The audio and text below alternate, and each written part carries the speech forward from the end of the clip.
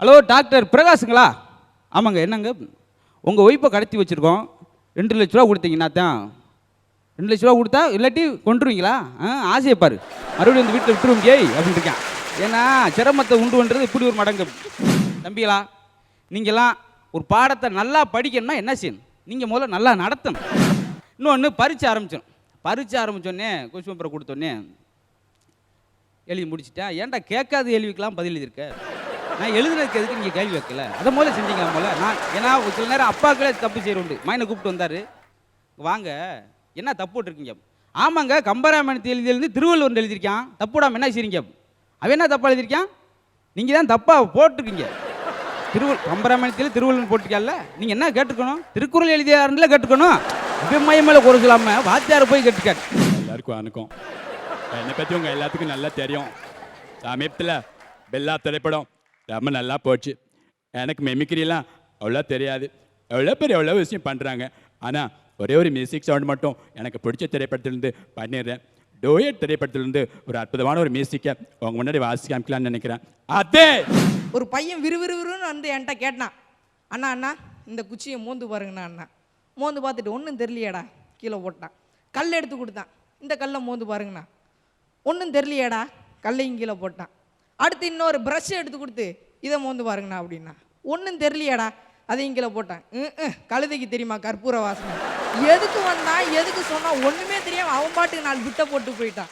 2 அக்காமாருங்க பேசியிருக்காங்க, என்னோட புருஷனோட காலடி படாத இடமே இல்லை இந்த உலகத்தில் அப்படின்னு இருக்கான். என்னது உன் புருஷனோட காலடி படாத இடமே இல்லையா?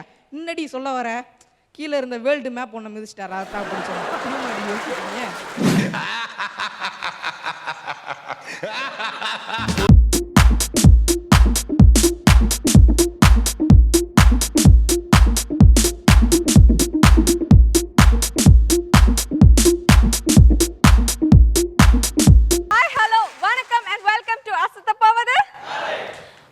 நமக்கு கண்ணீர் வரும்போது அதை தொடக்கிறவங்களை விட நமக்கு கண்ணீரே வராம நம்மள மகிழ்ச்சியா வச்சுக்கிறவங்கள தான் நமக்கு பிடிக்கும். அதனால நீங்களும் மகிழ்ச்சியா இருந்து மத்தவங்களையும் மகிழ்வீங்க. இப்போ நம்ம நிகழ்ச்சிக்கு போலாமா? For that can we have our 2 judges on stage please?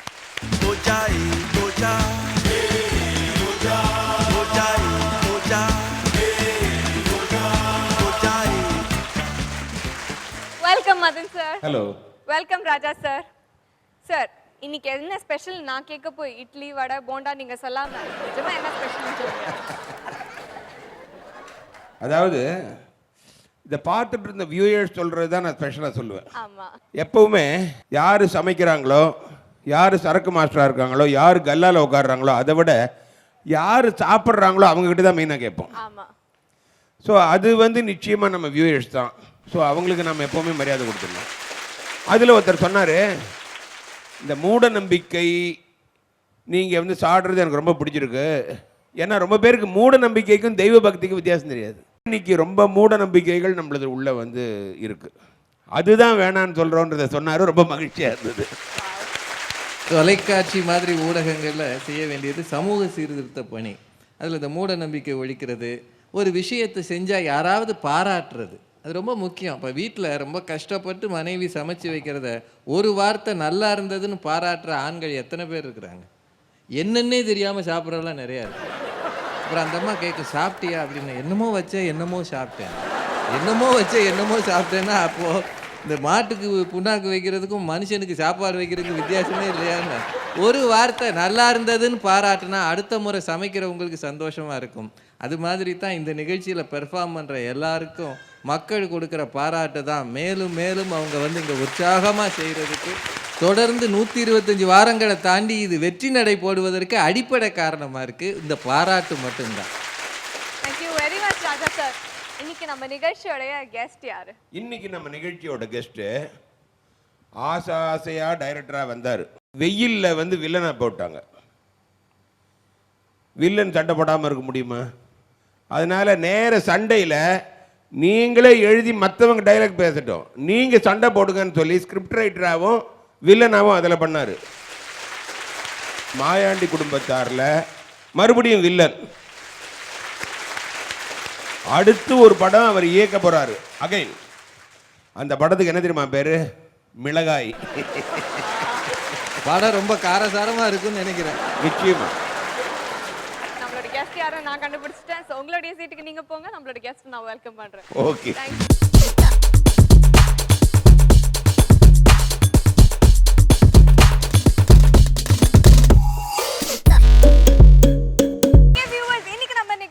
a very young energetic director come actor Ravi Maria avargal da chief guest vandirkaru. Please put your hands together and welcome him. Pujai puja puja pujai puja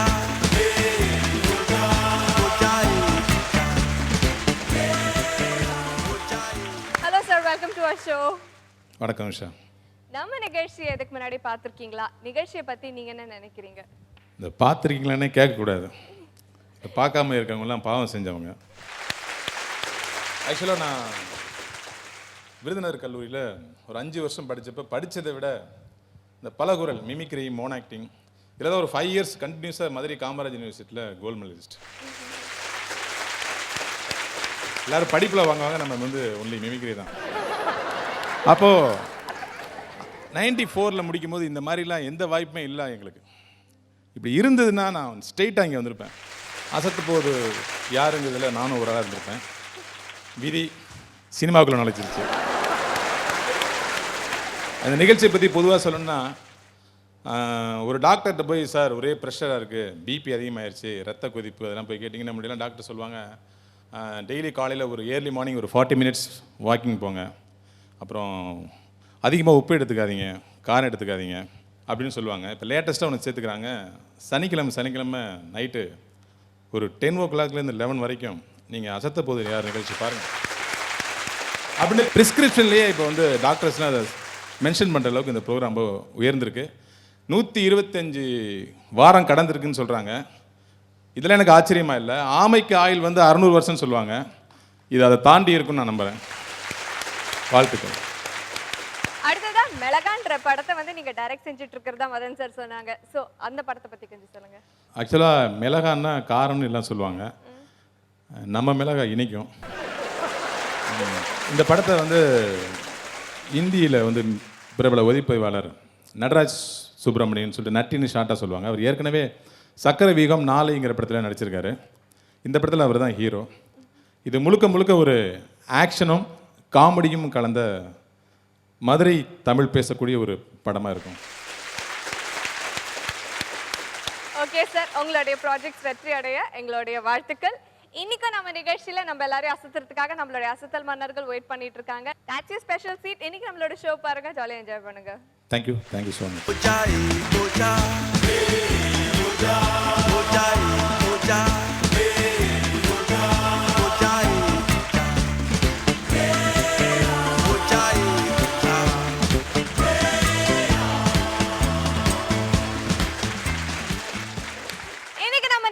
முதலாவது வந்து அசத்த போகும் அசத்தல் மன்னன் மதுரை முத்து. Let's welcome him on stage please.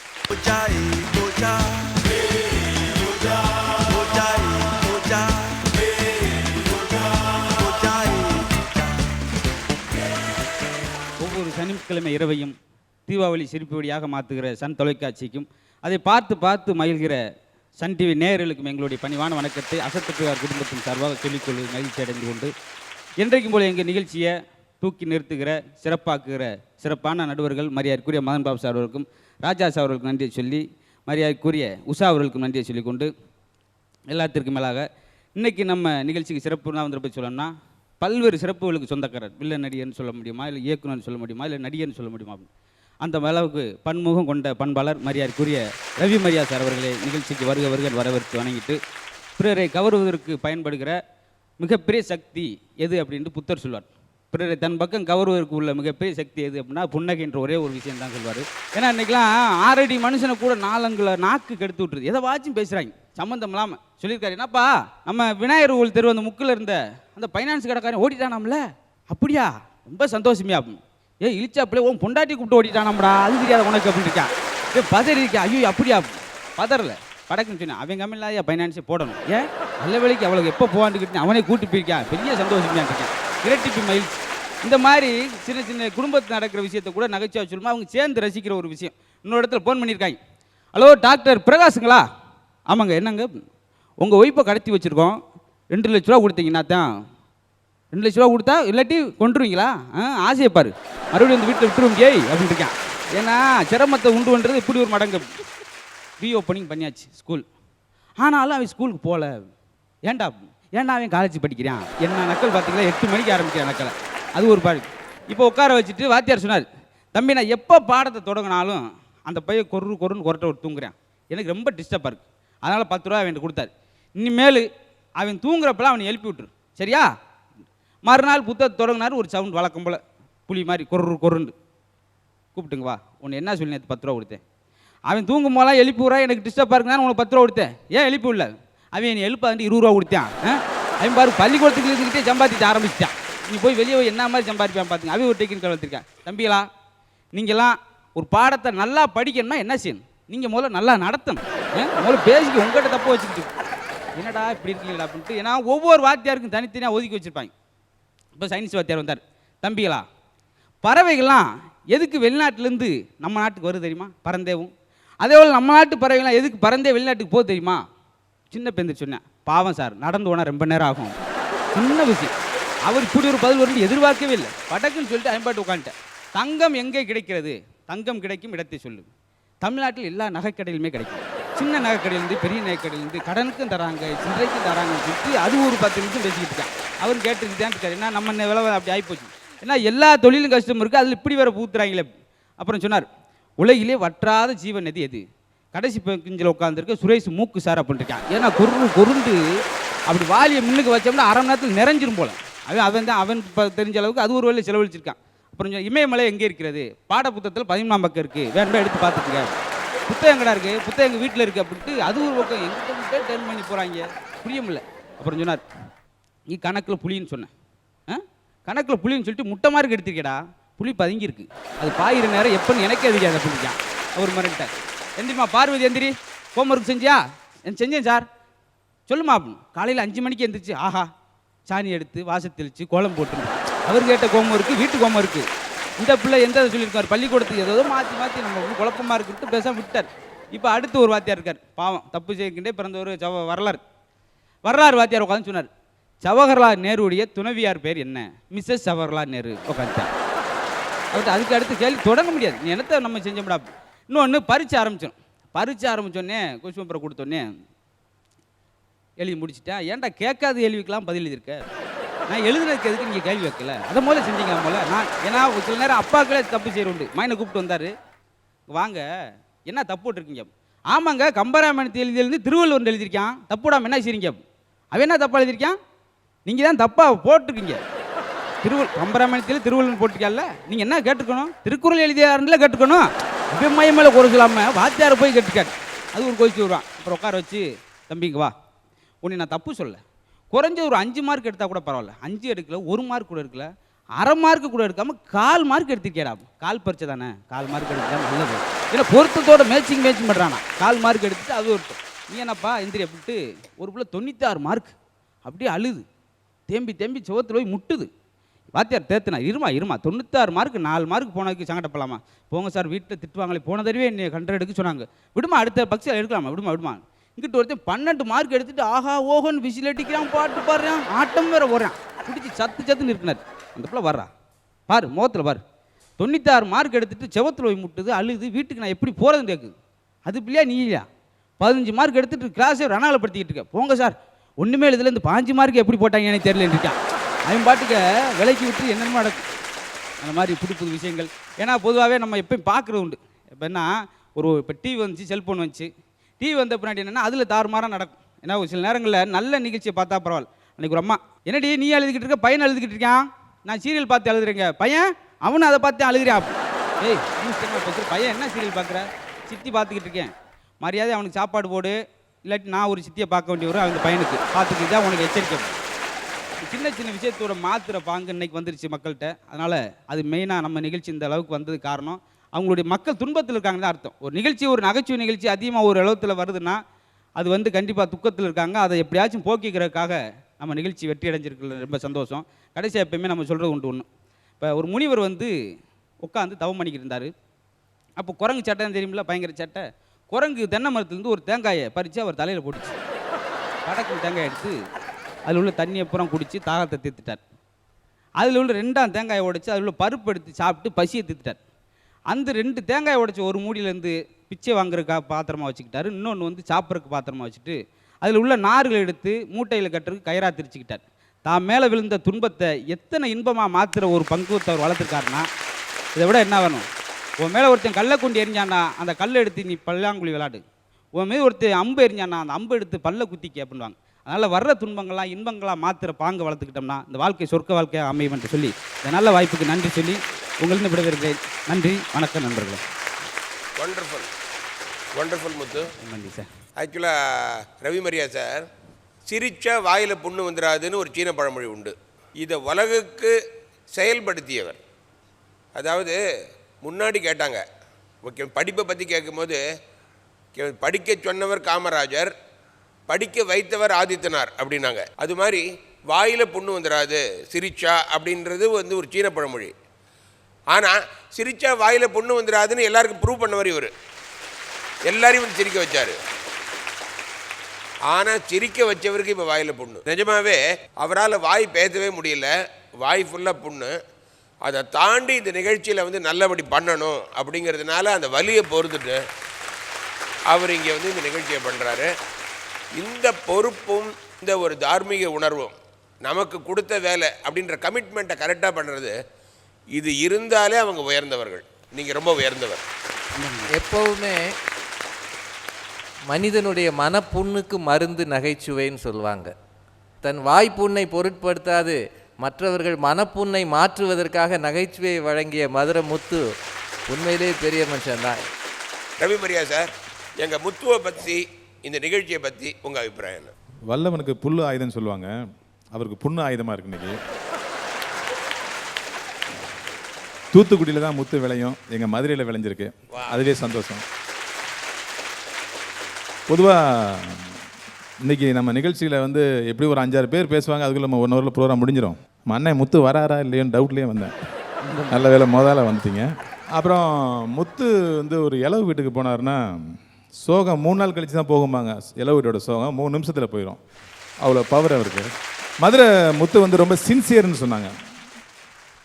எங்கே போனாலும் கரெக்டேத்துக்கு program வந்துடுவார்லாம் சொல்கிறாங்க. இதுலேருந்து என்ன தெரியுதுன்னா, அவர் சினிமாவுக்கு வந்தால் டேட்டு ப்ராப்ளம் பண்ண மாட்டார். சினிமாவில் என்னென்னா எல்லாருமே ஜெயிக்கிற குதிரைக்கு பின்னாலேயே ஓடுறது வழக்கம். அப்படி ஓடக்கூடாதுன்னு சொல்லி தான் நான் முதல் படத்திலேயே தயாரிப்பாளர் ஆர்பி சௌத்ரி அவர்களின் புதல்வன் ஜீவாவை அறிமுகப்படுத்தினேன். அந்த தைரியம் எனக்கு இருக்கிறதுனால தான் உங்களை மாதிரி ஒரு புதுமுகங்களை அறிமுகப்படுத்தணுங்கிற ஆசை எனக்கு இருக்குது. நீங்களும் ஒரு வைகை புகழ் வடிவேல் சார் மாதிரியோ சின்ன கலைவாணர் விவேக் மாதிரியோ வருவீங்கன்னு எனக்கு ஒரு 100% நம்பிக்கை இருக்குது.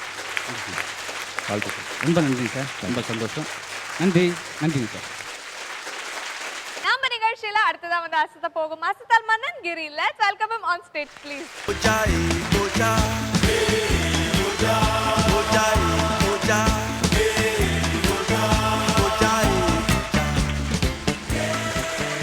உலக தொலைக்காட்சியாம் சன் தொலைக்காட்சியில் உலகெங்கும் இந்த அசத்த போதார் நிகழ்ச்சி பார்த்து கொண்டிருக்கின்ற தமிழ் மக்கள் அனைவருக்கும் நன்றி தெரிவித்துக் கொண்டு, இங்கே அற்புதமாக அமர்ந்திருக்கின்ற நடுவர்களுக்கும் அழகா தொகுத்து வளர்ந்து கொண்டிருக்கின்ற உஷா அவர்களுக்கும் சிறப்பு விருந்தினர் வந்திருக்கின்ற ரவி மரியா சார் அவர்களுக்கும் நன்றி தெரிவித்துக் கொண்டு, வணக்கம் சார்.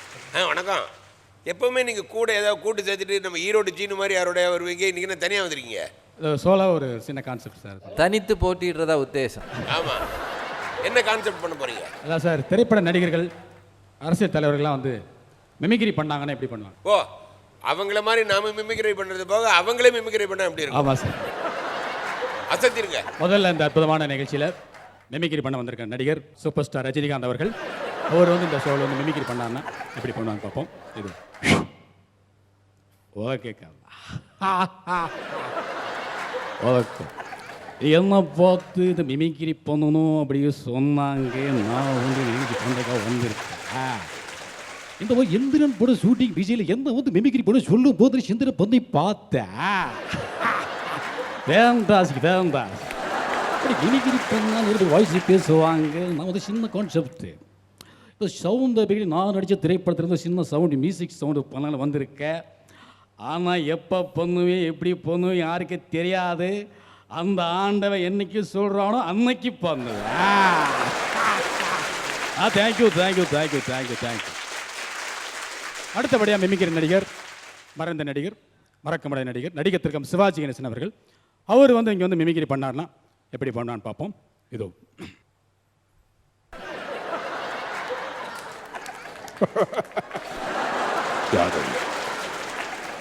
ராதாவா பாதாயி வா எட்ட பார்த்து மிமிக்ரி பண்ணணும்னு சொல்ல சொன்னாங்க. என்னால என்ன பண்ண முடியும்? பக்கமா டயலாக் கொடுத்தா பேசுவேன். மிமிக்ரி பண்ணணும்னா அசத்த போவதில் போய் பண்ணணும்னாங்க. அதுக்காக இந்த களத்துக்கு வந்திருக்கேன். நான் பண்றது எல்லாத்துக்கும் பிடிச்ச விஷயம், எனக்கு மிகவும் பிடிச்ச விஷயம். நான் நடித்த திரைப்படங்களிலேயே மிகவும் ரொம்ப அற்புதமான ஒரு படம். அந்த படம் நான் பாடி மியூசிக் வாசிக்கிறேன். என் கூட அறுவை தம்பி, என்னோட ஆயுர் தம்பி மதன் பாபு கூட பாடினா ரொம்ப நல்லா இருக்கும் ராஜா, ரொம்ப நல்லா இருக்கும்.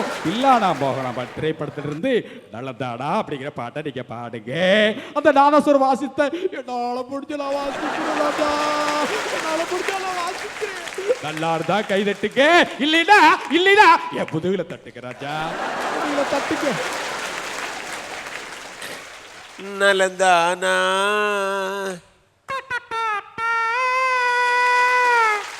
நலந்தானா உடலும் உள்ளமும் நலந்தானா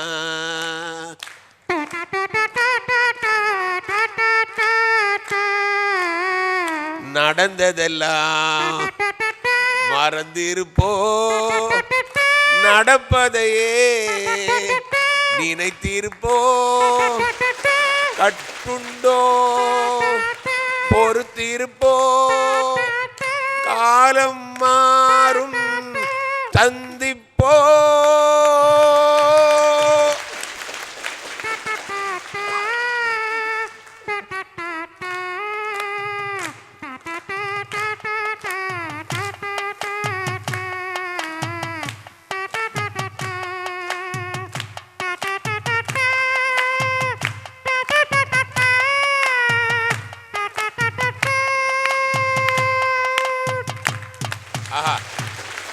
அடுத்தபடியாக மிமிக்ரி பண்ணுற நடிகர், ஆசை நாயகன், தலைன்னு சொல்லி அழைக்கக்கூடிய அஜித் குமார் அவர்கள். அவர் என்ன மியூசிக் வாசிக்கிறான்னு பார்ப்போம். இதோ எல்லாருக்கும் அனுக்கும் என்னை பற்றி உங்கள் எல்லாத்துக்கும் நல்லா தெரியும். சமீபத்தில் பெல்லா திரைப்படம் ரொம்ப நல்லா போச்சு. எனக்கு மிமிக்ரிலாம் அவ்வளோ தெரியாது. எவ்வளோ விஷயம் பண்ணுறாங்க. ஆனால் ஒரே ஒரு மியூசிக் சவுண்ட் மட்டும் எனக்கு பிடிச்ச திரைப்படத்திலேருந்து பண்ணிடுறேன்.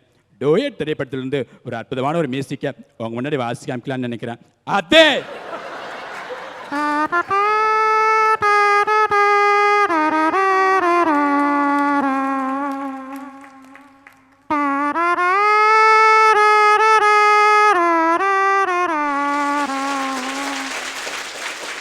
இந்த பாட்டை ஒருத்தர் வந்து ரெக்கார்டிங்கில் கொஞ்சம் ஒரு சரக்கு அடிச்சுட்டு வாசிச்சாருன்னா எப்படி வாசிப்பார் அப்படின்னு பார்ப்போம். இதோ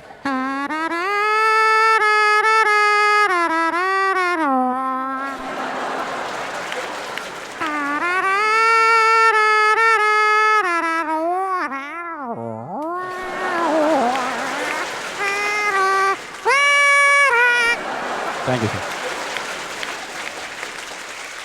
தம்பி கிரு ரொம்ப நல்லா இருந்ததுப்பா. ரொம்ப நன்றி நைனா. எங்கோ போயிட்டா. இங்கே தான் நைனா நின்றுக்கிறேன். பிச்சுட்டம்மா. ரொம்ப தேங்க்ஸ். நல்லா இருந்தது கிரு, ரொம்ப நல்லா இருந்தது. ரொம்ப புத்தாலித்தனமான விஷயம். அவரே பலகுரலும் பண்ணிட்டாரு. உங்க நிகழ்ச்சியை பத்தி உள்ள கருத்துன்னு சொல்லிட்டாரு. நான் ஒரு 150 வயசு பேசுவேன்னு ரொம்ப பெருமையாக சொல்லிட்டு இருப்பேன் எல்லாத்திட்டையும். இந்த நிகழ்ச்சியிலேருந்து அதை நிப்பாட்டிக்க போகிறேன். ஏன்னா இங்கே 500 வயசு பேசுகிறவங்களாம் இருக்காங்க. ரொம்ப நல்லா இருந்தது கிரி, கீப் இட் அப். சரி, ரொம்ப நல்லா இருந்தது. பர்டிகுலராக வந்து சுதி ஏற்றுனதுக்கப்புறம் சுருதி மாறுனுச்சுல்ல, அந்த டூயட் சாங், அது ரொம்ப நல்லா இருந்தது. ரொம்ப நன்றி சார். நன்றி நன்றி நன்றி. கிரீன் அசத்தலை தொடர்ந்து நம்ம நிகழ்ச்சியில அடுத்ததா வந்து அசத்த போகும் மஸ்தல் மன்னன் மதுரை மகா. Let's welcome him on stage please.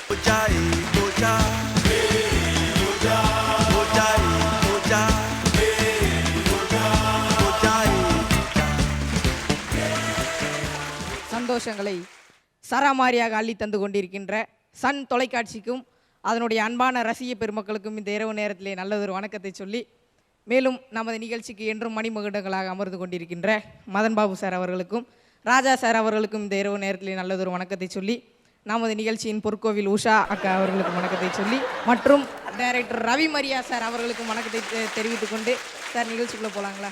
அசத்துங்க பார்க்கலாம். ரொம்ப நன்றி சார்.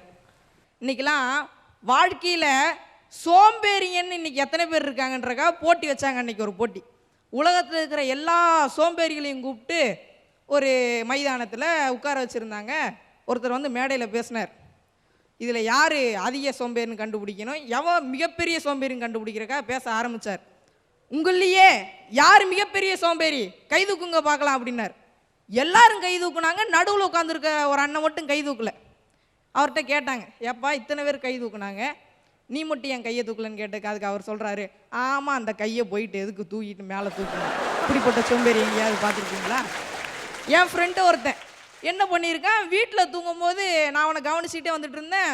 ஒரு வாரமாகவே முந்தா நேற்று தூங்கும்போது டைரி எடுத்து பார்த்து படுத்து தூங்கியிருக்கான், நேற்று தூங்கும்போது டைரி எடுத்து பார்த்து படுத்து தூங்கியிருக்கான், இன்றைக்கி பார்த்தா இன்றைக்கி அதே மாதிரி பண்ணிகிட்டு இருக்கான். நான் போய் கேட்டேன், என்னடா ஒவ்வொரு நாள் தூங்கும்போது டைரி எடுத்து பார்த்துட்டு தூங்குற, என்ன விஷயம்? வேற ஒன்றும் இல்லைடா, ஒவ்வொரு நைட்டும் என் கனவுல எந்த நடிகைக்கு கால் ஷீட்டு கொடுத்துருக்கேன்னு பார்த்தேன். இப்படியுமாடா இருப்பீங்க? வித்தியாசமாக கொண்டு கொலை அத்துறதுன்ற அந்த இடத்துல தான் கற்றுக்கணும். ஒரு பையன் விறுவிறுன்னு வந்து என்கிட்ட கேட்டான், அண்ணா இந்த குச்சியை மோந்து பாருங்கண்ணா. அண்ணா மோந்து பார்த்துட்டு ஒன்றும் தெரியலையாடா கீழே போட்டான். கல் எடுத்து கொடுத்தான், இந்த கல்லை மோந்து பாருங்கண்ணா. ஒன்றும் தெரியலையாடா கல்லையும் கீழே போட்டான். அடுத்து இன்னொரு ப்ரஷ் எடுத்து கொடுத்து இதை மோந்து பாருங்கண்ணா அப்படின்னா. ஒன்றும் தெரியலையாடா அதையும் கீழே போட்டான். கழுதைக்கு தெரியுமா கற்பூர வாசனை, எதுக்கு வந்தான் எதுக்கு சொன்னான் ஒன்றுமே தெரியாமல் அவன் பாட்டுக்கு 4 பிட்டை போட்டு போயிட்டான். இப்படிமா இருப்பாங்க மனுஷங்க. என்கிட்ட ஒரு அண்ணன் வந்து புலம்புனார், என்னடா மகா இந்த மெகா சீரியல் ஹீரோயினை லவ் பண்ணு பெரிய தப்பாக போச்சு, ஏன்னா இப்படி புலம்புறீங்க? பின்ன என்னடா ஒரு வார்த்தை சொல்கிறதுக்கே 100 எபிசோடை தாண்டிட்டா. இந்த மாதிரி ஆளுகள்லாம் எங்கேயாவது பார்த்துருக்கீங்களா? வித்தியாசமாக யோசிக்கிறேன். 2 அக்காமாருங்க பேசியிருக்காங்க, என்னோட புருஷனோட காலடி படாத இடமே இல்லை இந்த உலகத்தில் அப்படின்னு இருக்கான். என்னது உன் புருஷனோட காலடி படாத இடமே இல்லையா? முன்னாடி சொல்ல வர கீழே இருந்த வேர்ல்டு மேப் ஒன்று மிதிச்சிட்டார், அதான் பிடிச்சோம். யோசிக்கிறீங்க, ஏன்டா உன் பையன் சாஃப்ட்வேர் படித்தான்னு இப்போ என்ன பண்ணுறான், இப்போ அண்டர்வேர் வித்துட்டு இருக்கிறான். இந்த மாதிரிலாம் யோசிச்சுட்டு என்னென்ன வித்தியாசங்கள். அடுத்து இந்த பக்கம் வந்தாங்க, மாமியார் மருமக பக்கம். பாடுறா உன்னோட பொண்டாட்டி எப்படி ஐசியூ வார்டில் படுத்து கிடக்கிறா பாரு, அதுக்கு நாங்கள் என்னங்க பண்ணணும்? முதல்ல எனக்கு ஒரு நல்ல பொண்ணு பாருங்கள், அவளை விட்டுட்டு வேற ஒரு பொண்ணை கல்யாணம் பண்ணுறதுலேயே குறிக்கோளாக தெரியுது ஒவ்வொரு சில ஆளுங்க. இதுலேயும் பொண்ணு வாக்க போனோம்னா அங்கே நடக்கிற கொண்டுமே பொண்ணு வாக்குற இடத்துல பேசிக்கிறாங்க. இங்கே பாருப்பா, பொண்ணை பற்றி எல்லா விஷயத்தையும் உன்ட்ட சொல்லிடுறேன், இந்த விஷயத்தையும் சேர்த்து சொல்லிடுறேன். என் பொண்ணுக்கு தூக்கத்தில் நடக்கிற வியாதி இருக்குது, ஒன்றும் பிரச்சனை இல்லை, நான் டிராஃபிக் கான்ஸ்டபிள் தான், ரூட்டெல்லாம் கிளியர் பண்ணி கொடுத்துருவேன். இன்றைக்கெலாம் எப்படிலாம் கல்யாணம் போயிட்டுருக்கு. ஏன்ட்டு என்னைக்கு இல்லாமல் இன்னைக்கு காப்பி பொடி இவ்வளோ சூப்பராக இருக்கே, எங்கே வாங்கினது? பக்கத்து வீட்டில் இருந்து தான். என்னைக்கு ஒரு நாள் வித்தியாசம் செய்வோம், அன்னைக்கு தான் அந்த காப்பி பொடியே வித்தியாசமாக இருக்குது. அதனால் சந்தோஷங்கள், மகிழ்ச்சிகள், துக்கங்கள் இதெல்லாம் ஒவ்வொரு பக்கம் இருக்க, இறுதியாக ஒரு விஷயம் சொல்லுவாங்க. ராமர், லக்ஷ்மணர், சீதை 3 பேர் காட்டில் வனவாசம் இருந்த விஷயம் உங்கள் எல்லாத்துக்கும் தெரியும். அப்படி வனவாசம் இருக்கிறப்ப நடந்த ஒரு சின்ன நிகழ்ச்சி. என்ன பண்ணியிருக்கிறாருன்னா, ராமனும் சீதையும் நைட்டு தூங்கும்போது லக்ஷ்மணர் தூங்கவே இல்லை, அவங்க 2 பேர்த்துக்கு காவல் காத்தார். ராமருக்கும் சீதைக்கும் லக்ஷ்மணன் காட்டில் கிடச்ச சில பழங்கள்லாம் எடுத்துகிட்டு வந்து கொடுத்துருக்காரு, அவர் சாப்பிடவே இல்லை. இதே மாதிரி 14 வருஷமாக நடந்துட்டுருக்கு, 2 பேருமே கண்டுக்கல. இவருக்கு தெரியும், ராமருக்கு தெரியும் லக்ஷ்மணன் சாப்பிடாது, லக்ஷ்மணன் தூங்காது. 14 வருடங்கள் கழிச்சு ஒரு போர் நடக்குது. அதாவது ராவணனோட மகன் இந்திரஜித்தை தோற்கடிக்கிற ஒரு நிகழ்ச்சி. இன்னும் வரம் வாங்கிட்டு வந்திருக்கிறான்னா, இந்திரஜித் வந்து எவன் ஒருத்த 14 வருஷமாக தூங்காமல் சாப்பிடாமல் இருக்கிறானோ அவன் தான் என்னை அழிக்க முடியுன்ற ஒரு வரம் கடவுள்கிட்ட இருந்து வாங்கிட்டு வந்திருக்கான். உடனே லக்ஷ்மணன் வில்லை எய்து அவனை தோற்கடிச்சார். நம்ம என்னைக்கு ஒரு தியாகம் செய்கிறோமோ அந்த தியாகத்துக்கு என்றைக்கும் பலன் வீணாக போகாது, அதனுடைய பலன் நமக்கு என்றைக்கும் நேரடியாக வந்து கிடைத்தே தீரும். அப்படிப்பட்ட நல்லதொரு வாய்ப்பினை வார வாரம் அள்ளி தந்து எங்களையும் ஊக்கப்படுத்தி கொண்டிருக்கிற இயக்குனர் அவர்களுக்கும் இந்த ஒரு நல்லதொரு வாய்ப்பினை வழங்கி உங்கள் அனைவருக்கும் நன்றி கூறி விடைபெறுகிறேன். நன்றி நன்றி நன்றி. மகா சொல்லுங்கள் சார். நீங்கள் மகா ஆள், மெகா ஆளு, மெகா ஆள். கரெக்டாக ஒரு மேட்ரை கொண்டு வந்து அதை கரெக்டாக கரெக்ட் பண்ணிடுறீங்கள, சூப்பராக பண்ணீங்க. ரொம்ப நல்லா இருந்தது உங்கள் பர்ஃபார்மன்ஸு. சார் இவர் பர்ஃபார்மன்ஸ் பற்றி என்ன நினைக்கிறீங்க? இவர் வயசில் நான் வந்து 16வது வாய்ப்பாடே ஒழுங்காக என்னால் சொல்ல முடியாது. இல்லை, அவராலையும் இப்போ 14வது வாய்ப்பாடு சொல்ல முடியாது. ஆனால் 16 வாய்ப்பாடை விட ஸ்பீடாக கட கட கட கட கடன்னு சொல்கிறாரு. இது வந்து நகைச்சுவை உணர்வை கூட்டுறது இல்லாமல் அவர் வாழ்க்கைக்கு மிக பயனுள்ள ஒரு விஷயமா அமையும் நான் நம்புகிறேன். எப்படின்னா, இதுதான் வந்து ஞாபக சக்தியை கூட்டுற விஷயம். இதே ஞாபக சக்தியோடு இவர் வளர்ந்துட்டே இருக்கும்போது நாளைக்கு 10th +2 வந்து ஸ்டேட்டில் ஃபஸ்ட்டாக வரலாம். ரொம்ப நன்றி சார். கலைஞர் கையால் 10,000 ரூபாய் பரிசு வாங்கலாம். அப்புறம் ஐஏஎஸ் பாஸ் ஆகலாம். ஐஏஎஸ் பாஸ் ஆகிறப்போ இன்டர்வியூன்னு வைப்பாங்க. அந்த இன்டர்வியூவில் ஸ்டேஜ் வேறு இருந்தவங்களாம் ரிட்டன் டெஸ்ட்டில் பாஸ் ஆவாங்க, மெடிக்கல் டெஸ்ட்டில் பாஸ் ஆவாங்க. லாஸ்ட்டாக இன்டர்வியூவில் போகும்போது ஸ்டேஜ் ஃபியர்னு ஒன்று இருக்குது. அது உங்களை பார்த்தா அங்கே உள்ள ஐஏஎஸ் அதிகாரிகள் தான் வரும். அந்த அளவுக்கு ஒரு ஐஏஎஸ் ட்ரைனிங்கான பேஸ் மட்டுமா அந்த ப்ரோக்ராம் நான் நினைக்கிறேன். இவரை பார்க்கும்போது எனக்கு இன்னொன்று தோணுதுன்னா, நம்ம ஸ்கூல்லாம் படிக்கும்போது எனி காம்படிஷன்ஸ், ஈவன் அத்லெட்டிக்காக இருந்தாலும் சரி, ஃபைன் ஆர்ட்ஸாக இருந்தாலும் சரி, 5th வரைக்கும் ஒரு பிரிவு, அப்புறம் 8th வரைக்கும் ஒரு பிரிவு, 10th வரைக்கும் ஒரு பிரிவு, அப்புறம் +2ன்னு சொல்லிட்டு 5 பிரிவாக பிரிப்பாங்க ஈவன் அத்லெட்டிக்கை. இந்த ஒரு இடத்துல தான் அப்படி எதுவுமே இல்லை. 55 வயசுக்காரங்களும் வந்து பண்ணிகிட்ருக்காங்க, 35 வயசுக்காரங்களும் பண்ணிகிட்ருக்காங்க, 15 வயசு பண்ணிகிட்ருக்கீங்க. அப்புறம் பாலமுருகன் ஒரு பையன் நான் பார்த்தேன். ஸோ இது வந்து இந்த உலகத்தில் போட்டி போடுறதுக்கான அடிப்படை கிடையாது இந்த ப்ரோக்ராம். இந்த ப்ரோக்ராம் வந்ததுக்கு நீங்கள் உண்மையிலே கொடுத்து வச்சுருக்கணும். ரொம்ப நன்றி சார். நன்றி நன்றி நன்றி.